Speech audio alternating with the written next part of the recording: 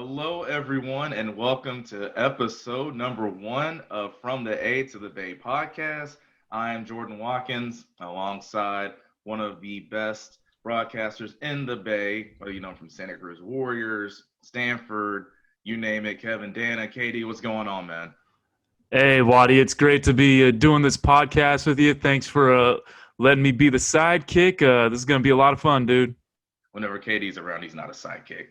But it's crazy. I mean, how long have we been talking about doing something, whether it's a podcast or you name it?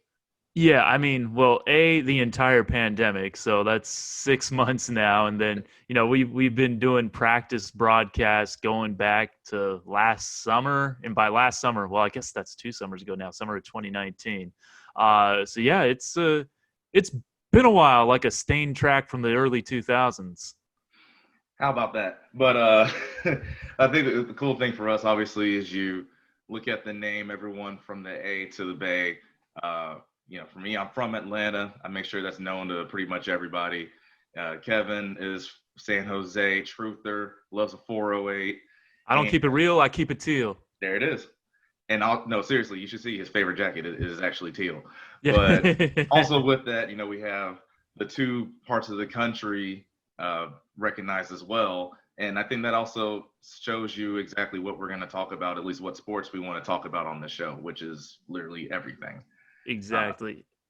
And I will say, though I don't have any Atlanta connections, I did turn on TBS when I was 4 years old, and the Braves were beating the Cubs 6-1 in the top of the fifth, and I decided right then I was going to like the Atlanta Braves, and then by extension, every Atlanta team that ever existed. it's a good excuse to me. I mean, that's the coolest part about being on a superstation. I mean, and you mentioned the Exactly. Cubs too, right? So those are the both superstation teams, whether it's TBS or WGN. Yep. And funny enough, that's how I got into loving broadcasting in the first place. Listening to Joe, Skip, and Pete. That was Yep. the childhood growing up. So that's pretty funny. But yeah, let's get started here. First topic. Obviously, everyone saw yesterday the report, the Big Ten coming back. Um, and looking at it, looks like they're going to have very very complex and detailed testing system, and I'm excited for them. I think that when you look at it, for the most part, they're going about this the right way. If you're going to play this year, this is how you wanted to get it done. Kevin, what are your thoughts so far? What you've seen? Yeah, I mean, I think there's kind of a knee-jerk reaction to like people saying, "Oh, well, they saw the SEC, ACC, and Big 12 play and said, oh, we want to play too." But like, I was reading like through the plan a little bit yesterday, at least the ESPN report, and it's like they have like a separate lab that they're sending like all their tests to, so it's not taken away from the main population. That was like what some medical or health professional from Northwestern was saying. Shout out Wildcats, go UNU. That's my other alma mater alongside Waddy's Stanford Cardinals. So I'm interested to see, I guess, just a 8 games in 8 weeks is going to be tough to play. No, I was just reading Ivan Meisel's article. No Big Ten team played more than 7 straight weeks last year. So obviously, you have not only the COVID concerns, but the health concerns overall, just from like, a broken leg or a separated shoulder. Like, how many of those injuries could kind of pile up? But obviously, like, you want to get your conference a chance to get into the college football playoffs. I understand why you do it that way, because you're losing, 6 weeks of your season normally. I'm definitely interested to see how it plays out. I'm happy that there are more teams that are going to be playing college football, so we don't see just an SEC, ACC, Big 12 college football playoff. And I will save my longer rant on the college football playoff for a little bit later in this conversation. But yeah, happy to see, 14 more competitive football teams. Well, in theory, 14 more competitive football teams. We'll see if we count Rutgers in that 14. But And so, yeah, just to make a note, as I was mentioning earlier, the detailed process that the Big Ten's going. Here's a note from the Big Ten themselves.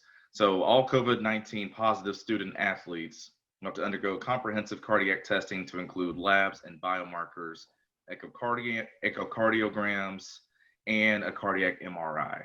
So, again, one of the big things, as we're thinking of a few weeks ago, was there was a whole thing about myocarditis, yeah, which is inflammation of a part of your heart. And so it looks like they've really focus and emphasize on making sure that's not an issue if you do test positive. And so, yeah, I really like what the plan is so far, and it looks like they understood how much time they need to give the players ramped up. Because the thing is, even I know for most of the Big Ten schools, they've been on campus, they've been working out and things like that. So it's not really a huge ramp up period that they need, but I think they gave them a good amount of time. Yeah, Wadi, from your perspective, being a defensive lineman in college football for 5 years, like, a how much time do you feel like you actually need to get ready for a season? Like, I know those training camps are long and they suck, just like going through them and gritting and grinding through, the month plus that you have before your first regular season game. But like, how much time did you feel like you needed to have to get ready for a season to like where you could say, all right, I'm ready for week one? I would say, and obviously this is just training camp by itself, not including summer and Yeah. everything else you go through. I felt like you needed at least 3 weeks. You need it at Okay. least because I think that first week is more so of that ramp up period, where you're in shorts, then you go into shoulder pads, and then you really get into hitting. Like that's the thing where even in the NFL, you've seen there was a lot of injuries. There were a lot of injuries this first week, and I feel like a lot of that is because training camp and preseason, it wasn't like it usually is.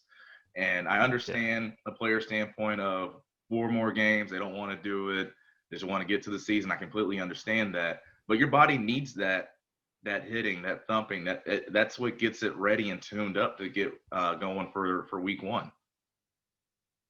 Yeah, I guess it's kind of like how they say, like, when a player comes back from a big injury, they need to take that first big hit to know that they're okay almost. So, yeah, I see what you're saying there.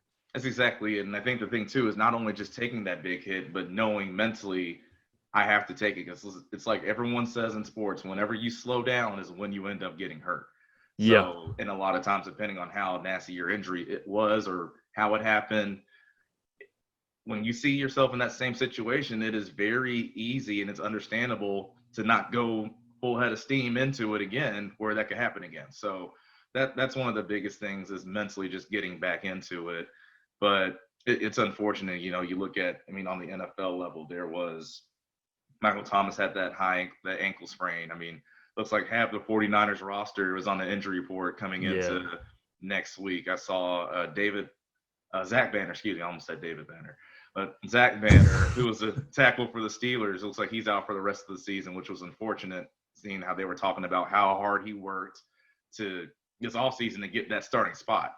Yeah. So it's unfortunate, and I think that was one of the things that a lot of people, especially whether you played football or been around football a long time, that's what we were worried about. Of there was no preseason, this training camp was different. I really hope that guys don't get injured, but I know this is the nature of the game. You're going to get hurt, but at the same time, when there are situations or things that can even escalate it, it's tough. Yeah, to kind of go back to the Big Ten and roping the Pac-12 into it, since we're Pac-12 guys, like, at least these conferences, it feels like they have plans like based in science, and like, I can't say the same for the ACC, the SEC, and the Big 12.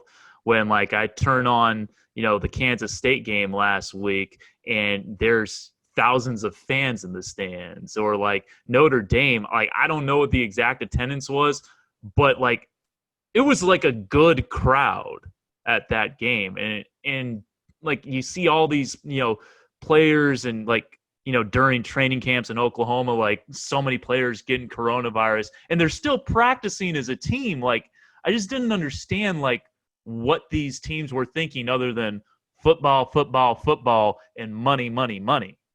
Well, that's the thing of it, right? I think everyone, for the most part, could agree that if it weren't for the large amounts of money that college football brings in, and I mean, you even see some politicians, whether it's governors or mayors or whatnot, they had to change their plea to people in the communities to say, hey, if you want to see Mississippi State football or just the state of Mississippi play football in general, you have to wear a mask.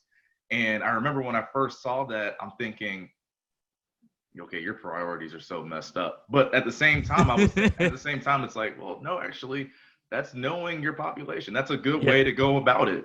Yeah, So exactly. it's just interesting because I mean, even you see Nick Saban's telling people to wear masks, and so many other prominent coaches. But it's just been interesting to see the differences. I mean, obviously, Coach Orgeron came out just the other day saying he's certain that most of his team has tested positive for COVID by now. And I think Clemson, they had an outbreak earlier, and so many other colleges did too.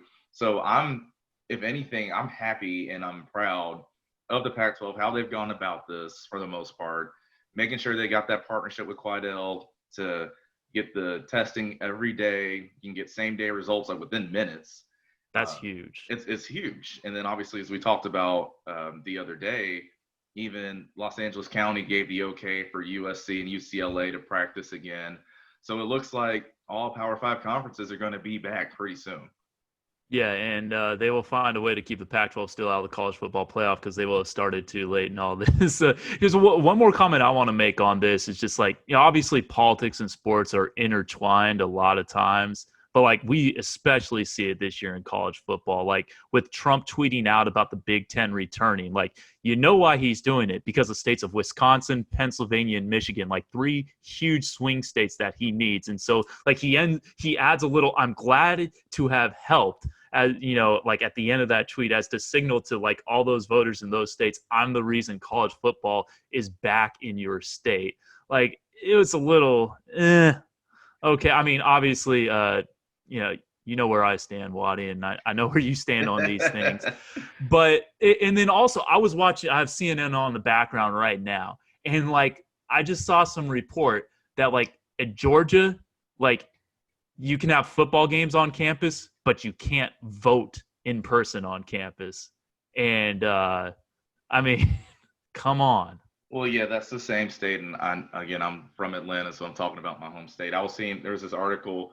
So they from what I understood, it was in the AJC, Atlanta Journal Constitution. You can't tailgate, but they're not banning outdoor gatherings with like alcohol or food or things like that. So but again, if you've ever been in the state of Georgia, especially anytime during the fall from Thursday to I'd say Sunday, it's all about the dogs. All about the dogs. So yeah, we're not gathering out. We're not having a tailgate. We're just eating lemon pepper wings and playing flip cup. lemon pepper what I hope. All right. So as again, so the Big Ten coming back, it'll be interesting to see what happens with the Pac-12 going forward and when they come back. I've seen some rumors about potentially late October, early November. So we'll see. It all depends again for some of the local government ordinances, state governments. When do they get the okay to get going? Obviously, now we have to deal with wildfires as well. So what does the AQI and things like that play an effect as well? We'll see going forward. But KD, we're going to take a quick break here, and it is almost time to get into the wubble. And I'm excited about this. Oh yeah, I got my sweatshirt too. I got to get it. There you go. So cool. Yeah. We're going to let KD get that sweatshirt. I'm going to put mine on. And then when we get back, I will be excited. Jordan Ligons, who is a writer for The Ringer. If you ever saw the show that I did with Dr. Wallace, the Sports Lounge, she was on there covering the WNBA playoffs last year. And she is back at it again. So we will talk to her about the wubble, things she's like, see differently, and also just how it is trying to cover it as well during a pandemic. So we'll be right back.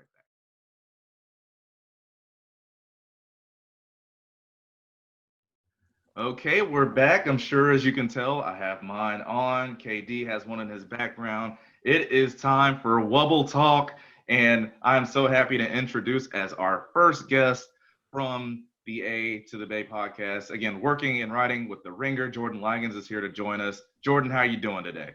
I'm doing great. How are you guys doing? Doing well. So again, thanks for being on. It is an honor. You're the number one guest that we have. And I think it was just the most appropriate time to have you because obviously the WNBA playoffs just started. And what a first day that was. Oh my gosh. It was so fun. I've been waiting for this all season. It was a shortened season. we were kind of all anticipating the playoffs. We knew they were going to be great. The matchups across the board are really toe-to-toe.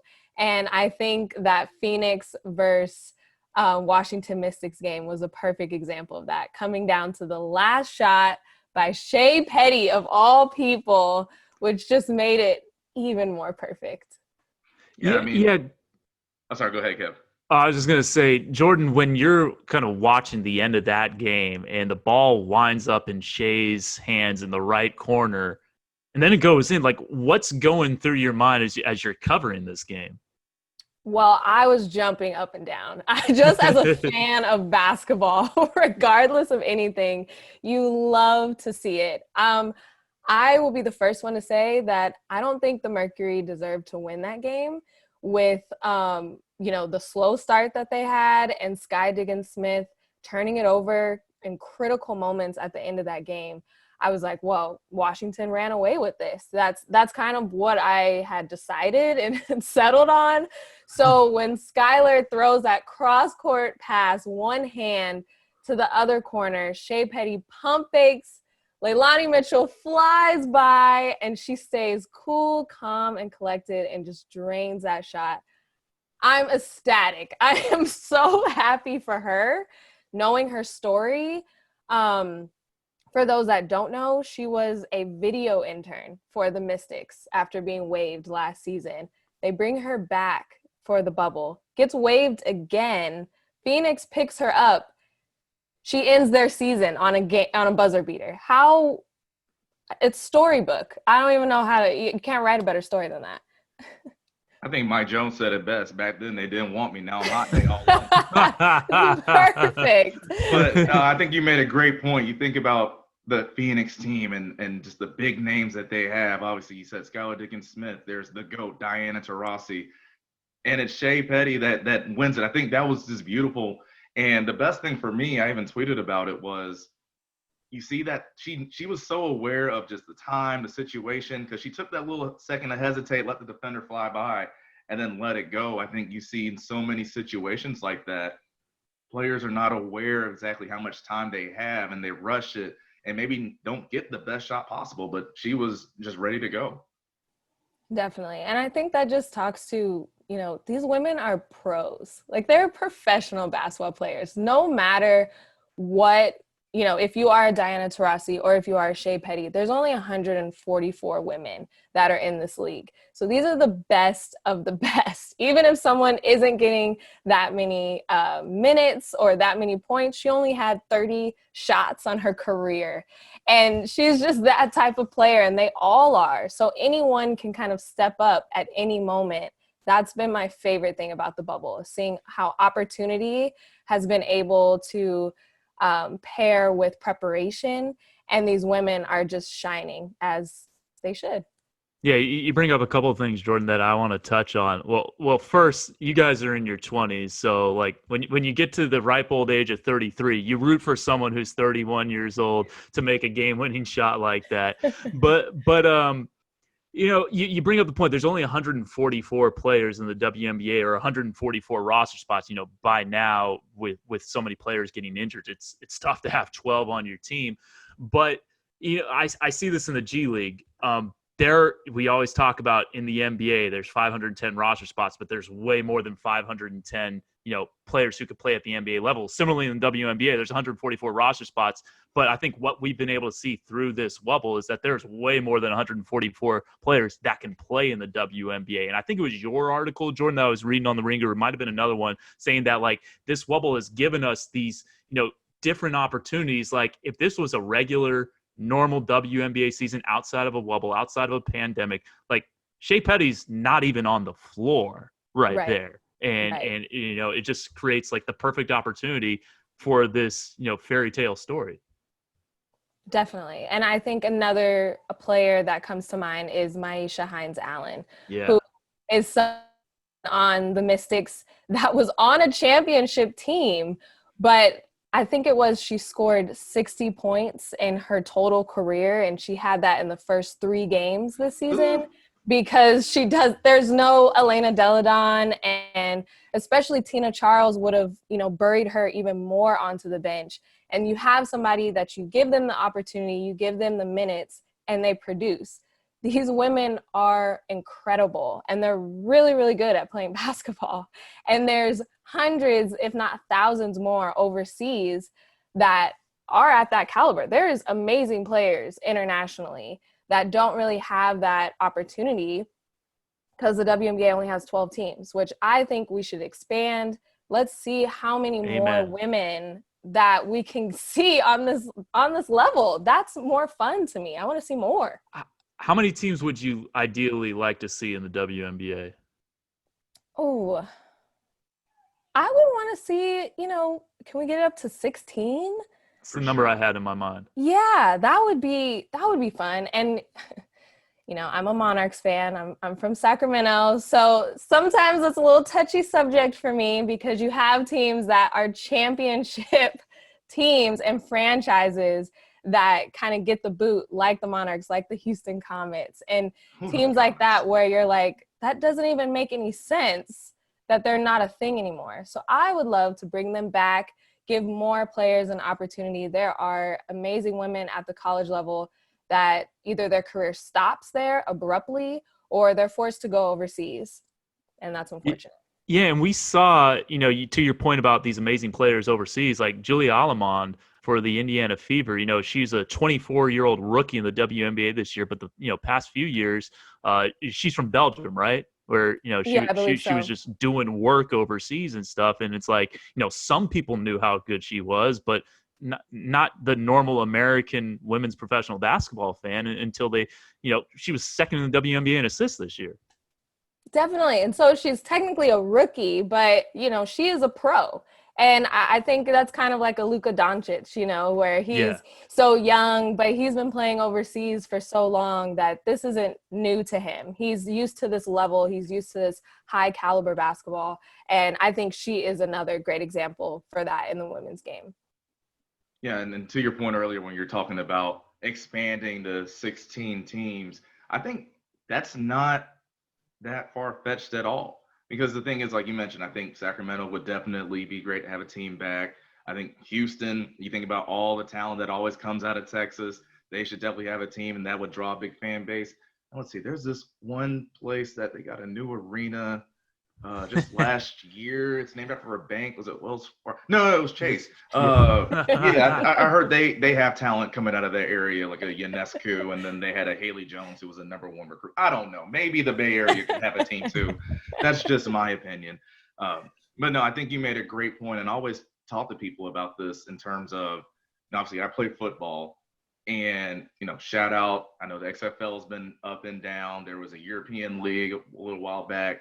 You have the CFL, but when it comes to basketball, there's so many other professional leagues out there, and even from our front, Kevin and I, again with the Stanford background, we've seen so many players either go back and forth or they make a team and they don't play as much in the WNBA, and then they go overseas and they're absolutely just balling. For example, Carly Samuelson was one where she's been on the Sparks, been on a couple other teams, and she goes overseas and, whether for the Great Britain team or other professional teams, she's been killing it. Shannon Coffey is the same way where, she would have her minutes at Stanford, but then now she's playing overseas and absolutely putting up great numbers. So again, to your point, there are so many talented players out there that it's definitely time to expand. Without a doubt. And I, last summer, I was able to play in the Women's Drew League in LA. And that was an experience because we had Mosqueda Lewis on our team, and Chelsea Gray played in a couple games earlier in the season. And there were WNBA levels, people that played overseas, and then people that weren't playing anywhere, but could single-handedly score 30 points in a WNBA game. And I was like, why aren't you guys on this team? I could name 10 teams that could use your skills right now. And when I talk to them, they're just like, there's not any spots. Like, I didn't go to a UConn. I didn't go to a Stanford. I didn't go to a South Carolina. So I didn't really have that opportunity. And so I think overseas, what they're doing so well is that there's different levels, right? Like there is the top tiers where the Brittany Griner and Courtney Vandersloot play, but also there's multiple levels where you could still get paid.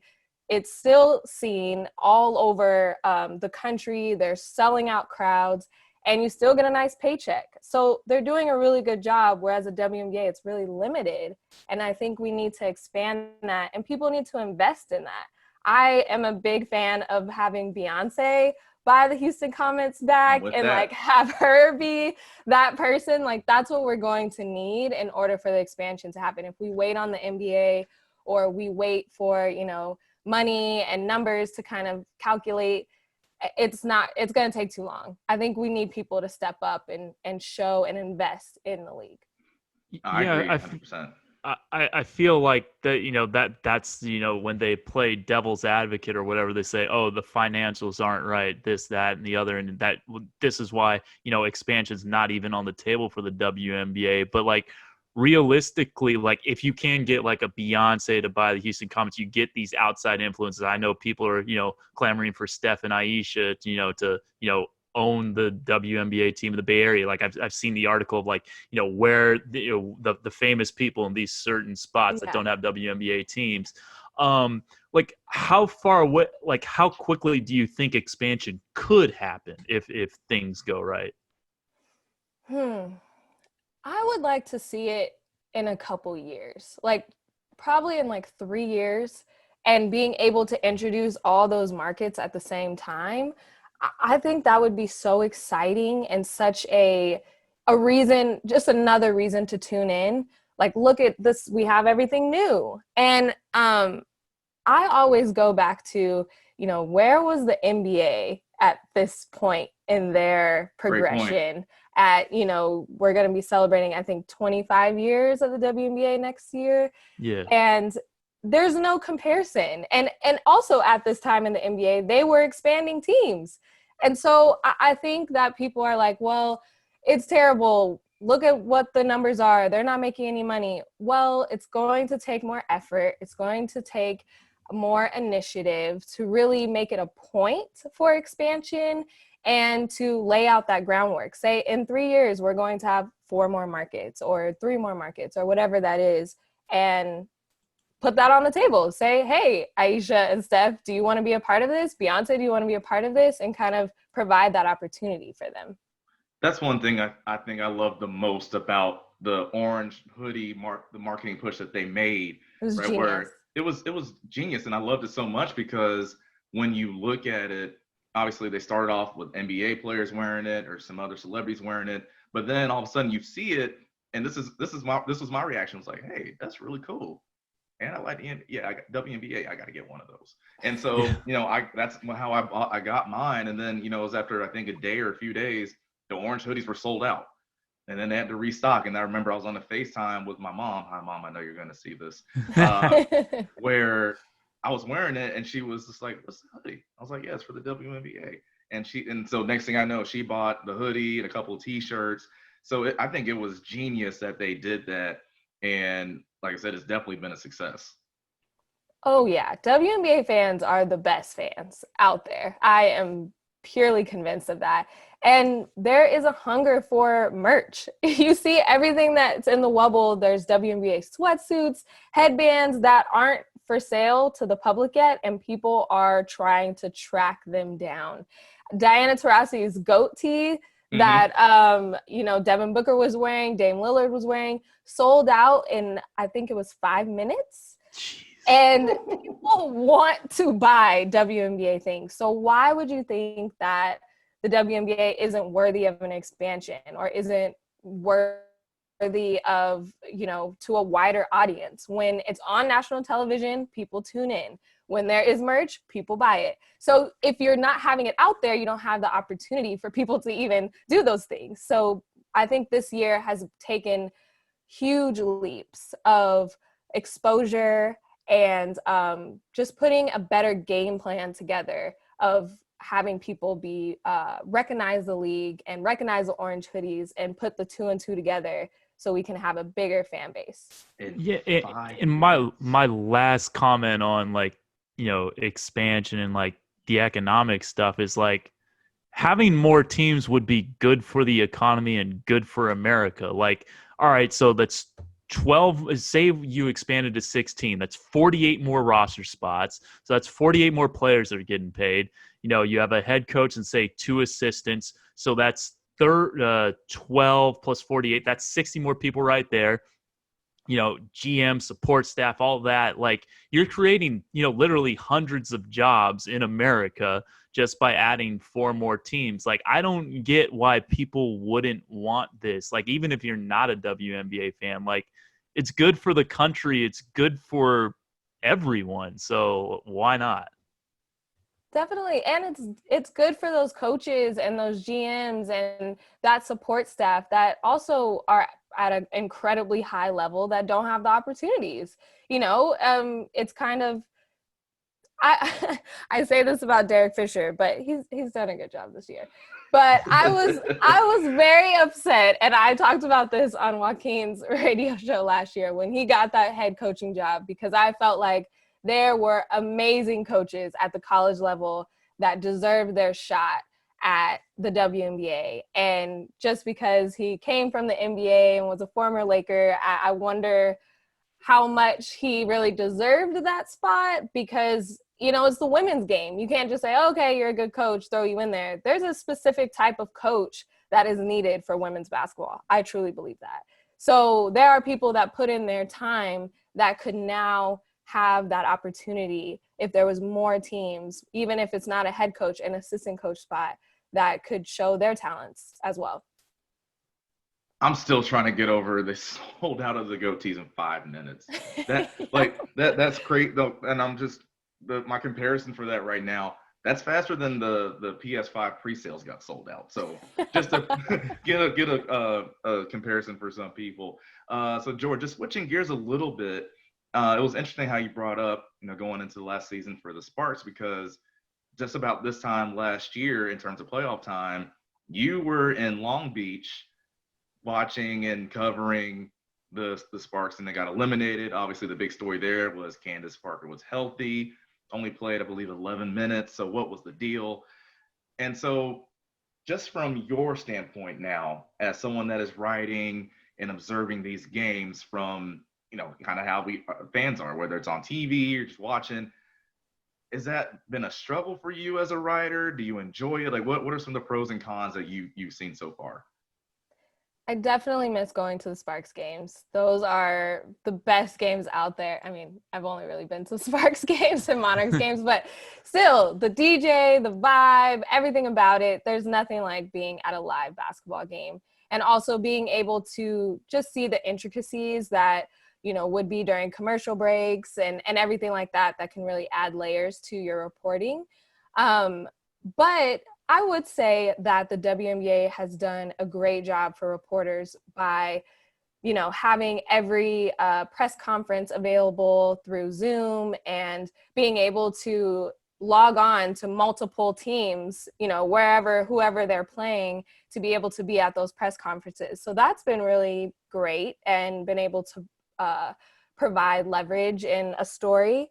But I would say League Pass has been my best friend. I love WNBA League Pass. It's only $16, people. It's amazing. And Twitter has been really helpful. And I think all WNBA writers know that it's a tough time. So we're all just helping everybody out with stats, or if you missed the broadcast, watch this game, go on League Pass, rewatch this game. So that's been really helpful during this time. I will say, and this is the most minor of minor points, but like the one thing I really like about League Pass is that it has the most functional scrubbing through tool where you can just click one button and go through 10 seconds. And usually, when a ball, I try to get through, free throws, and like when a ball gets deflected out of bounds, you can just click once or twice and you don't have to watch the referee go get the ball and hand it in. Like, I think it's like the most functional, like, kind of way to watch a game. It really is. It's great. And they've had a couple complaints this season But I think it's because they have also had more games on TV than any other season. So a lot of people are like, oh, it's blacked out and I don't have CBS, so I can't watch. But I think that there's ways to get around that, and a way to also celebrate that, hey, they're on TV. Like, this is what we really want. Whereas before, League Pass was the only way that we could watch a lot of games. Definitely. And with that, it's also again, one of the best parts about the playoffs, right? Where even if you do have League Pass or you don't have League Pass, there's a way you can stream all these games going on right now. And I mean, even for example, just the other day, it was, the games that we've been talking about, the Mystics and the Mercury. Obviously, Game 7, Nuggets and Clippers was going on. Twitter was in a frenzy. But at the same time, while you're watching that, if you have, if you want to have that game on the TV, if you have an iPad or a laptop, phone, whatever, and that's what Kevin and I were doing. We're watching to see how that game's going to go because it's going down to the wire. I remember thinking that I think it was a charge that Skylar Diggins-Smith had late, and I was like, they're going to lose. Like, that's it. Yeah. So it was, and obviously that game was a lot more exciting than the Nuggets Clippers game was. Twitter was the most exciting part about that game. Yes. So it's just been awesome to see. There are so many people, and again, in the middle of a Game 7, so many people were talking about that single elimination game, and that's the thing for me. As much as I love a good series, there's nothing like a single elimination game, and you even pointed to that, talking about the was it the Blazers Grizzlies single elimination setup. The WNBA's been doing this for a while now. Yes, since 2016, and it will never not be chaos and complete fun. Some people don't like it because they're saying, you worked hard for that number 4 spot, or number 4 spot gets a bye, but you worked hard all season and it can kind of be over in one game. You have to play well for one game, even though you played well for 22. So I disagree with that. I think that you need to bring it all in this one game because it is win or go home.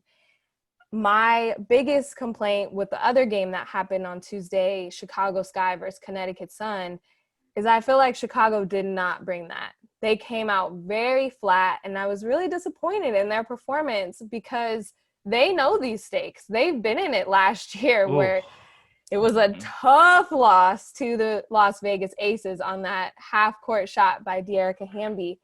But they didn't bring it, and you have to. And Connecticut Sun, Alyssa Thomas beat them by herself. Ooh, she was amazing. She was unstoppable. 28 points and 10 offensive rebounds. She was a beast. And you have to know that going in that, Connecticut Sun were in this last year.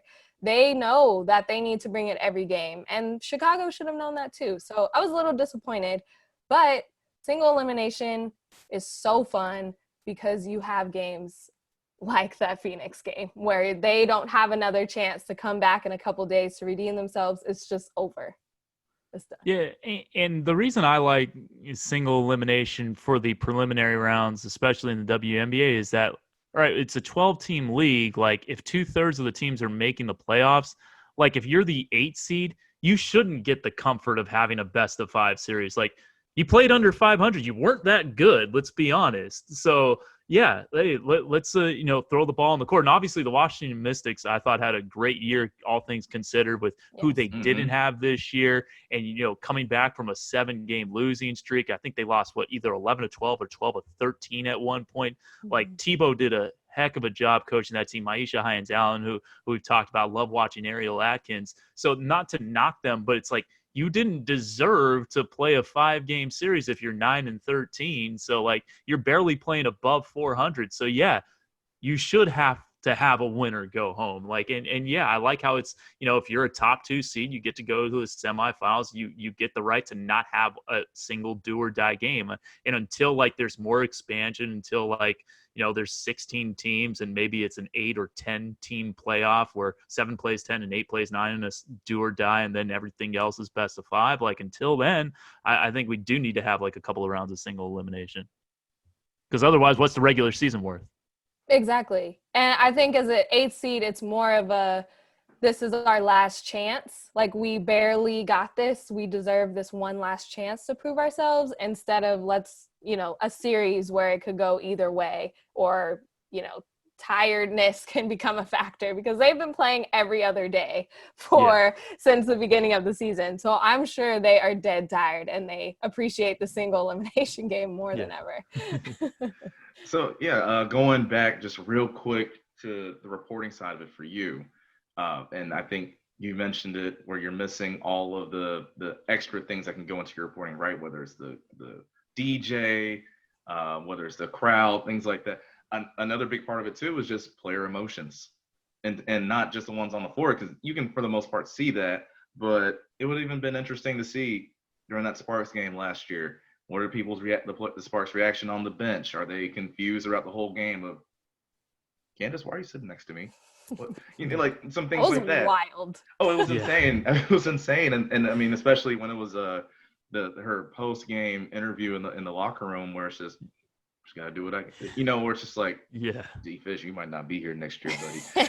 But as a writer, because I think obviously you do your best to paint a picture and the best image possible. How do you, going forward, if you want to do a recap or things like that, how do you try to compensate or make up for not being able to see everything that you might want to see? I think that, I mentioned with Twitter, because it has been helpful to, maybe there is something you missed, or there's a different angle that was played and you missed it. So to have that, quick access videos and things like that to kind of replay, so you can really get the descriptions down. And I also really like in the bubble that you can hear a lot of the things that they say. That's been one of my favorite things, is hearing Diana Taurasi call the ref by their first name and the sheer fear that comes over them. That's been really fun, and a taste that, when you're in the Staples Center, you're not really able to hear because it's such a large venue. But I would also say, the PR for the teams have also been great. Anything that you need, they are really on it, because they also know that this is a prime season where eyes are on the league. So they want to make sure that their teams are represented well, but also honestly, and they want to make sure that they get you anything that you need. So that's been really cool as well. Just a blanket, everyone's on the same page, where everyone's kind of restricted. So let's just help each other out to get the W in the best possible light and the most coverage as possible. Yeah, shout out to Eli Horowitz of the LA Sparks and Bryce of the Phoenix Mercury. I did a Sparks Merc game earlier this year. Both those PR directors were fantastic. They're great. Yeah, ups to them. Yeah, shout out Ross, that she was on that game. Rosalind Golden Bude. She called the game with Kevin. So that was pretty awesome to see those two Stanford people, doing what they love to do, and obviously put in some more exposure to the WNBA, I think I should say as well. So, Jordan, we're almost done with you, but before we let you go, obviously there are 2 games tonight, and want to get your picks on it. Kevin and I will give our picks and feel for them too, but I'll let you start off. So first one up, Mercury and the Lynx. I think when you talk about the face and the face of the WNBA and just some of the biggest and best teams, especially this last decade plus, these are the 2. Also, I guess with the Lynx, shout out Maya Moore as well, with her wonderful news. I mean, again, first off, giving up what you've been playing your whole life for to fight for someone's freedom, and then obviously to be married with them. That's just beautiful. So congrats to Maya. But yeah, what are you thinking about this game? Who are you picking? What are your thoughts? I'm so excited. It can't come fast enough. I can't wait to see how this unfolds. But Minnesota has been playing amazing this year. Unexpectedly. I didn't expect them to have this great of a season. Odyssey Sims just had a baby, and no one was expecting her to come back this season, but 4 months after having a baby, okay, yeah, she's Superwoman. But you also have Nafisa Collier, who is avoiding that sophomore slump like no one else. She's putting up amazing numbers. And they have the Rookie of the Year. I'm going to call it right now. They're going to announce it on the jump in about 30 minutes. But I think Crystal Dangerfield is the Rookie of the Year. And it has to be. It has to be. She's taken on that, floor general role with Odyssey Sims out, and has just had this confidence, this aura around her that is really unstoppable. They could have gone in a losing slump after losing Sylvia Fowles to a calf injury. They could have gone on a losing streak. Their season could have been over, but they fought back every single night. And I think they're going to have to do it again tonight. Connecticut, the Mercury, it's like an emotional hangover. Like I like to say, when you have a buzzer beater like that and you have to bounce back only after a couple days, it's really hard to do. It's really hard to do. So I'm going to be watching their energy levels, and Diana Taurasi and Skylar Diggins-Smith averaged about over 40 points together in these last 9 games. So they're going to have to do that again, and they're going to have to do it well to beat this Minnesota team. I can't say who's going to win. I don't want to commit. Kevin, do you have a pick? Yeah, I mean, I was just double checking before just to make sure I had my facts straight. And yeah, I mean, with Sylvia Fowles, apparently, I'm seeing from a couple different papers, Sylvia Fowles is playing tonight, so it's tough for me to go against the Lynx in this one. The players you mentioned with Collier and Dangerfield, they're combining to average more than 32 a game. A little more than 16 apiece for both of those. Now you get, the best rebounder in the history of the WNBA back. And all right, if Brittany Griner was there, that'd be a heck of a battle. And yeah. Kia Vaughn, shout out to Kia Vaughn. She's been playing very well. She had a couple of huge jumpers in that fourth quarter comeback against Washington on Tuesday. But Phoenix is so banged up this year. Like they have been down so many players, and I love what Brianna Turner has brought. She had a 4-11, 4 points, boards, blocks game, which, bundle of energy. But Sylvia Fowles is tough to deal with. And you add that back into a team that was playing well without her. And Sylvia Fowles, I don't think is the type of player where, all right, we need to readjust to get back. She's been with that team for a long time. And so I just don't see Phoenix, even though they're like 7-0 in elimination playoff games, do or die playoff games with Diana Taurasi playing. I'm sorry, Goat. I got to go with the Lynx here. No, that's a good point. And I think also when you talk about Sylvia Fowles, when you're as dominant a presence as she is, not just the fact that she's been in the team for so long, you don't have to draw up much stuff to get someone as dominant as she is involved. She'll find a way to make an impact on the game. But like people used to say about Tom Brady, I can't go against the GOAT. I just think that when you look at the last game again, how slow they started off, I just can't see that happening for a second game in a row. And so I think, Diana especially, she's going to start to get going early. And maybe even something chippy happens, because we all know how Diana Taurasi gets when things get a little chippy. So I'm just going to say that the Mercury just keep it rolling. And I will say, Waddy, that, this is the first time I've ever said this to anybody, but I decided this year I am a Phoenix Mercury fan. Alana Smith, obviously the Stanford connection, and Brittany Griner is one of my favorite players to watch. I've become a fan of them this year, so it's tough for me to pick against them, but I don't see it happening today. Maybe that's just trying to do the whole reverse jinx thing, but that's why I'm not committing. Oh man. Okay, so yeah, here we go. Third time's a charm. So again, bringing up the Sun and the Sparks. Again, the Sun victorious over the Chicago Sky 2 days ago, going into this game. A little bit interesting, a little difference of styles here. It's going to be a fun one to watch. Jordan, what are you thinking? I think that DeWanna Bonner is going to have another great game tonight. Earlier in the season, she had 34 points against the Sparks. I think she's coming in with confidence, knowing that she can play well against this team. And Alyssa Thomas is going to do what Alyssa Thomas does, She's going to bulldoze anyone that comes in her way, getting offensive rebounds, getting second chances for her team. But I think the Sparks come in with a little chip on their shoulder because Connecticut was the one to send them home last year.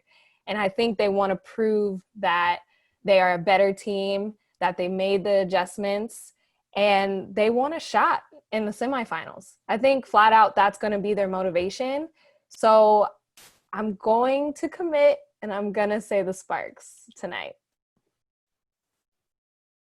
Yeah, I have to agree with that. I just think the Sparks are a little too deep. Like they're just one of those teams that up and down the roster. I mean, you bring in Raquana Williams off the bench, and she can give you 7 threes, 8 threes in a game. And yeah, I love watching Connecticut. I mean, DeWanna Bonner is one of my favorite players to watch in the league. And I don't know how Alyssa Thomas does what she does, playoff AT with torn labra in both of her shoulders. How do you do that? It's like I just don't know how you play through that kind of pain and injury. And she's done it all season. And not only that, but she's putting up 26 and 13 in the playoffs. So, I mean, and I love watching Brianna Jones as well, but I just think beyond those 3 players, that the depth that LA has with what Sydney Weiss has been able to do this year, Brittany Sykes, and just like kind of the, complementary players that the Sparks have is just going to be too much. And here's one prediction I will also make. Candace Parker will play more than 11 minutes of this time Guaranteed. around. I was legit about to ask you, how many minutes do you think Candace plays tonight? But if she doesn't play at least 28, it's a problem. No, absolutely. And I think she'll let you know it's a problem too. Yeah. But yeah, I think when you talk about someone that is an MVP candidate, also potential defensive player of the year as well, again, in Candace Parker, it's just hard to go against that. And again, like you said, so many contributors for the Sparks team. I'm going Sparks as well. But yeah, so that will be it. Jordan, thanks again so much for joining us. I know you're going to be tuned in tonight. It was a pleasure talking to you, and I'm sure we'll be tweeting at each other down the road soon too. Yes, thank you so much for having me. This was so much fun. Talking WNBA is my favorite thing. So thank you. Yeah, thank you, Jordan. Okay, and we are back. Again, a phenomenal job. Jordan Ligons, again, check her out on The Ringer if you haven't before, and also follow her on Twitter. She has awesome coverage and just some funny tweets as well about the WNBA games that go on. Kevin, what did you think? I thought that was an awesome conversation, not just the WNBA itself, but also just her standpoint about being a journalist in this time. Yeah, no, it was definitely great to talk to Jordan. I mean, she's an encyclopedia of WNBA knowledge, and I had a chance to go on to some of those Zoom calls and stuff when I was covering Phoenix and LA like in depth, trying to get ready for that broadcast. So I can speak to some of what she was talking about, and yeah, I thought those PR directors have done a great job, giving the access that they do. You usually get access after practice, and then twice on game days and 3 times with the coach. You could talk to the coach at shoot around, like an hour and 15 before tip, and then after the game. So like you really have a chance to build a rapport. Well, maybe not build a rapport because they can't exactly see you necessarily, but and it's not like you're having one-to-one conversations necessarily, but like still you're gonna get everything you need as a writer or a broadcaster. You're not going to be wanting for talking points during a broadcast or storylines if you're writing something up on The Ringer like Jordan is. So I thought the WNBA has done a really good job with kind of the access that they have given the media. Without a doubt, and I think the cool thing about it too was, I think Jordan mentioned it too, just the community that they have between the writers. I think you've seen a lot of other scenarios in other sports. They're so competitive, and it's understandable because everyone wants to have the best story or the first story, so you wouldn't be as likely to give someone that advice or help. So I think that speaks to the WNBA community though in general, but especially again as we talk about the writers, that is just awesome that they're there for each other to help everyone out. Yeah, definitely. I think that that's kind of a product of so many people have wrongfully like. I'm trying to think of a word that isn't a curse, like just talk down about the league, for so long, like wrongfully. Like you have all these naysayers, for the last 20 plus years, this league is blah, blah, blah. This is like just, and so it kind of breeds like hey, like, we need to show these people what's up. We need to band together because like people were taking a lot of like undeserved shots at the WNBA for so long. And so I think kind of like if you have your backs against a proverbial wall, if you will, like that is something that kind of comes up as a result. And, the shots weren't warranted at the league. The league has always had great talent, but for some reason, until recently, like it didn't, it's just starting to get the respect it deserves, where early in the 2000s, you would openly hear on national talk radio, like national radio hosts just trashing the WNBA is like, talking about it as if it was some joke. Now, thankfully, you can't do that anymore because you'll be out of a job. But like that was okay to do just 10 to 15 years ago. And so those who covered, and I haven't covered the WNBA for 15 years, so I can't say for sure, but I'd imagine, hey, if everyone's taking shots at you, like those, who have been in the trenches with you covering this league, giving it the respect it deserves, that you are going to want to have this sense of brotherhood or sisterhood or this familial kind of relationship. Like, hey, let's band together. Without a doubt. And I think that's the thing that's still unfortunate even now, where it doesn't happen as much over the national radio aspect, like you were mentioning, but there's still so many people that want to try to downplay or down talk the WNBA. And all I have to say for that is, first off, if you do, you're just idiotic. Because, and I mean, even from my personal standpoint, whether it was playing with some of the women at Stanford or even, in that run, you were part of it for a little bit too, that the Friday morning run at Stanford, there was a while where Elena Beard played a couple of games with us while she was out here. And of course, had a great career at Duke and then the WNBA. And when I tell you she was on a completely different level, for all of those guys out there that say the high school team can beat a WNBA team or they can go out there and beat someone one-on-one, stop it. Yeah, stop. It's foolish. Yeah, it is. And, maybe I'm not the best person to give a story like this because I suck at basketball, but I will say no one has like run me more into the ground that I've covered in the 20 plus years that I've played pickup than Melanie Murphy, who was like the 9th or 10th player for the Stanford women's basketball teams of the late 2000s and early 2010s. Like she didn't get off the bench that much. But let me tell you, she is one of the fastest players, men or women, that I've ever gone up against. And I have played against, some decent players, even if I do suck. But like so like here's someone who's like a, end of rotation, if that player who like it can just dust people. Like, so yeah, I don't necessarily want to hear that. Oh, I couldn't agree more. And so here we go. The final segment for podcast number 1. Every single week, every single podcast that we do, we're going to have a couple of games that we choose from football, whether college or NFL. And I was just thinking, since there is a ranked matchup this week, we can start there. Miami Hurricanes going up against the Louisville Cardinals, an ACC matchup, 18 versus 17. This will be over in Louisville, Kentucky. Katie, what are you thinking? In the words of Trick Daddy, when I ride for Trey 05. So I'm going with the Hurricanes. Break out the turnover chain. Break out De'Aaron King. Had a nice start to his Miami career. I'm going to go with Miami in this one. Yeah, I'm the same. Everyone knows me. I have Miami Hurricane football bloodlines. So I do have a soft spot for the Hurricanes. As you mentioned, De'Aaron King, one of the most dynamic players and quarterbacks out there in the country.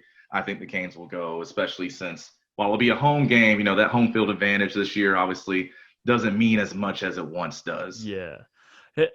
And this, I just want to make one point since we're still on the college football subject that I meant to get to earlier. Sure. This year, and it's not going to happen, but a man can dream, every conference who is playing college football in the FBS level should be in the college football playoff. It should be an 18 college football playoff this year. It won't happen because the haves will always make sure the have-nots never get anything. But, like, how can you judge which conference is better than the other when they don't really play each other. And how should the Big 12 ever get a college football playoff spot this year if we're going to judge off that, when you had a top 25 Iowa State team get run at home by Louisiana and Kansas State get, just choke away a game against Arkansas State? Like, the Big 12 should be banned from the college football playoff if we're going to use, like, if we're just going to say, oh, well, they're better.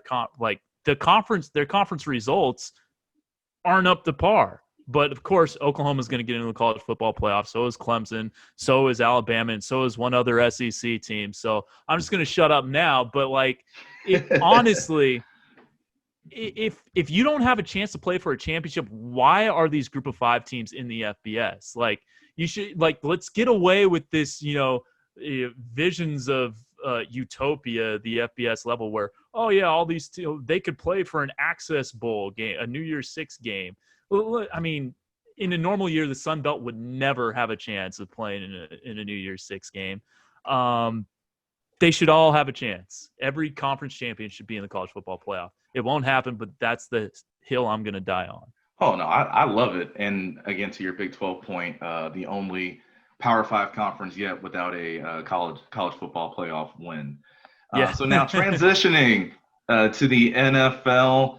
Some action tonight, a little Battle of Ohio and First Energy Stadium in Cleveland. You have the Bengals, obviously lost Joe Burrow's debut last week, going up against the Cleveland Browns. And again, that offense still looking shaky. Of course, it was week 1, no preseason. So I'm trying to give them a benefit of the doubt. Katie, how do you see this one going? All right, they lost 38-6 to Baltimore, and Cincinnati arguably should have beaten the Chargers last week. But I like Cleveland in this game, and it's just, all right, obviously it's not like a real road game, but I think that the Browns still have the weapons, and like they've shown. Oh, by the way, I just got breaking news: Asia Wilson, WNBA MVP. So congrats to her. Well deserved. But I just think that, they still have too many weapons. Like, I can't see Odell Beckham getting 3 catches for 22 yards again. Like, I still think Baker Mayfield has some tools. And, like, it wasn't like, Joe Burrow, I think, is going to be a really solid quarterback. But, like, as you saw in the first game against the Chargers, it's not like they were having him do a whole lot until like that last 2-minute drive to march him down the field. And he was deserving of, getting a game-winning drive there. I still like the Browns. Well, my advice for Cleveland, and again, like you said, there's so many weapons they have on the outside. Give Nick Chubb the ball. Yeah. That is that plain and simple. Give Nick Chubb the ball. Let him wreak havoc. Force them to be in play action early, because he's going to have force the linebackers, to react to play action, because Nick Chubb, whenever he gets the ball, he's been very good so far in his time in Cleveland. And then make it easier for Baker. I know a lot of people talk about him being the problem, or what have you. My thing is, all right, well, if you think he is, make it easier for him. Yeah. Make them have to commit to stopping the run, and then makes those easier passes where you can even put up him in a more RPO spread system where he absolutely dominated in college. Yeah. But I think here, while we talk about those weapons, the Bengals have so many weapons too. And you know what? I'm going to go with the rookie. I'm going to give Joe Burrow, he gets a chance to get his first win in his home state. But I think it'll be a close one. I'll say about 2017, so something close. Okay, yeah, I think it'll be. Actually, you know what? I'm going to say 27-14. I think 14. I say Cleveland wins a competitive 13-point game. Okay. Well, moving on, this is one near and dear to my heart, and if you heard Kevin earlier, to his as well. In Jerry World, after a not pleasant, to say the least, defensive performance from my Atlanta Falcons, they're going up against the Dallas Cowboys, who had a close one with the Rams in Inglewood last week. Katie, how are you thinking? Yeah, I mean, the Cowboys were a bad OPI call away from that game going to overtime or even winning in regulation against the Rams. I don't see the Falcons winning this game at all. I see a Matt Ryan special, like 33 for 50 for 475 yards, 4 touchdowns and an interception, and like a 45-31 loss. I think the big thing for me is the Falcons are going to have a chance. Number one, I think you stop the run. You have to. And I will admit, I was very impressed with the D-line play from game one. I know, again, as you mentioned, Russell Wilson, I think, had 89% completion percentage, but the Falcons had six hits, had a couple of sacks, and the thing that people have been begging for the Falcons for the longest time is please have a pass rush, and it looks like they're formulating one with the guys up front. I was reading a quote from Raheem Morris, who he's in charge of the secondary. It looks like they're going to change up some of their disguises. It didn't look as well as they would have wanted. The safety rotation's a little different. I'm going to go with the Falcons. I had to think about it for a second. Maybe me being the homer. I was like, did my screen freeze? I just had to think about it. But no, one thing I would definitely want to see from them a whole lot more is get Todd Gurley going a little bit more earlier. Because even on that first drive, he had some good rushing lanes. And I think, when I say run the ball earlier, it's not just every single first down run the ball, which is what they do so much of. Okay, so going on to the next one. Obviously, we're in the Bay Area, so might as well get a pick on this one too. You have the 49ers. Tough loss to the Arizona Cardinals in week one. A lot of injuries, key injuries for the 49ers. But if there's a positive side, they're playing the Jets. It's in East Rutherford.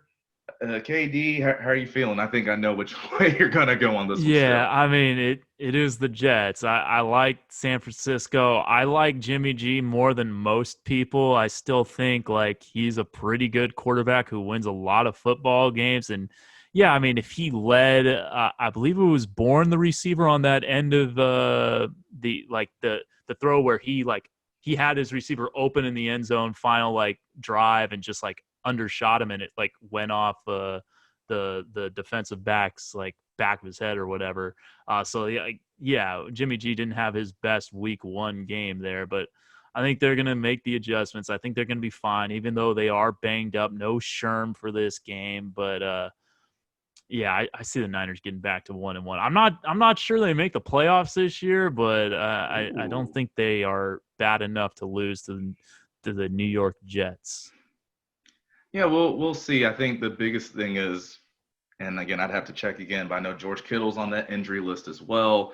Obviously, if he's not there, that's not only just a big weapon loss for Jimmy G in the passing game, that's one of your best run blockers as well. And of course, we all know how well San Francisco runs the ball, but I do trust Kyle Shanahan in this sense that he'll find ways to still scheme up something and get something going there. So yeah, I'll go 49ers. Again, as you mentioned, two throws really cost them last week. There was that one to Bourne in the end zone, and also the out route on fourth down was a little bit behind on the sideline. So one of those two are completed. It could be a potential different situation and scenario for them. Also, going forward, I think we have a fun one. On the CBS game, it'll be the Texans and the Ravens. I think the Texans might be missing a receiver that I think Deshaun Watson would have loved to have, but David Johnson who's playing in Arizona, right? Exactly. Yeah. What was his name? I forget. Oh yeah, DeAndre Hopkins. That's right. But David Johnson looked really, really good in that first game. Then of course the Ravens with an absolute dominant win, as we mentioned before, against the Cleveland Browns. KD, how are you feeling on this one? Yeah, I mean, there's part of me that just wants to say, Deshaun Watson would never let his team start 0-2, but they are playing a Ravens team that looked really, really good. It's in Houston, right? I mean, not that it really matters, but I'm going to go with the Texans. It's tough to start your season at Kansas City, especially when they do have, for some reason, they had 16,000 fans at that game, but yeah, I'm gonna go with the Texans. I still think they're a really solid team. So yeah, and it's tough to see teams like that start 0-2. Usually they figure a way to get things right sooner rather than later. Yeah, I do feel. I think I agree with that. But I do feel if you're gonna go 0-2, this is definitely the first 2-game slate where you go 0-2. Yeah. Again, on the road to Kansas City. Now you got to play the Baltimore Ravens and the reigning MVP Lamar Jackson. The thing for me for the Ravens is because their offense is so dynamic and electric, you have all the guys that they have. This defense is really good. And I think about especially when they brought in Calais Campbell, who, if you've been following him his career, whether it was in Jacksonville, Arizona, you name it, he is a beast. Just an absolute beast. About 6'7", 6'8", maybe, and he's just a mountain of a man. And I have to go with the Ravens. And again, for me, it's not even just what they do offensively, because the Texans, when you look at who they have on defense, whether it's J.J. Watt, shout out my Stanford guys, Brennan Scarlett, Justin Reed. I think they have some guys on defense, but again, I think it's more so that Ravens defense against the Texans offense that makes the difference. And lastly, we're going to cover, it's the NBC Sunday night game, Seahawks and Patriots. This is going to be interesting because, again, first and foremost, both teams coming into it 1-0. Offenses had a pretty good performance to start off. Again, Russell Wilson, I think 31-35 against the Falcons last week. Cam Newton getting it done on the ground and doing it in the air when he needed to or had to.